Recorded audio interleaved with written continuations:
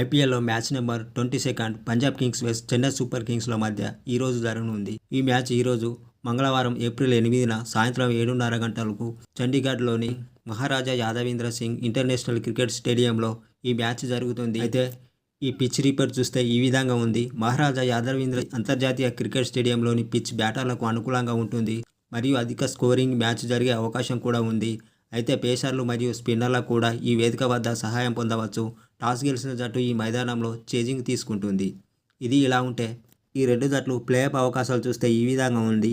Punjab Kings జట్టు ఇప్పటివరకు 3 మ్యాచ్లు ఆడి రెండిట్లో విజయం సాధించి ఒకదాంట్లో ఓడిపోయి 4 పాయింట్లతో 4వ స్థానంలో కొనసాగుతుంది. పంజాబ్ కింగ్స్కి ఇంకా 11 మ్యాచ్లు మిగిలి ఉన్నాయి. 11 మ్యాచ్ల్లో 6 విజయం సాధిస్తే ప్లేఆఫ్స్కు అర్హత సాధిస్తుంది.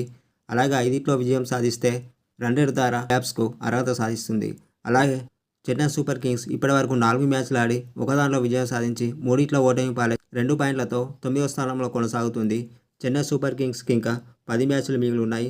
10 మ్యాచ్ల్లో 7 విజయం సాధిస్తే ప్లేఆఫ్కు అర్హత సాధిస్తుంది. 6 విజయం సాధిస్తే రన్రేట్ ద్వారా వెళ్ళవచ్చు.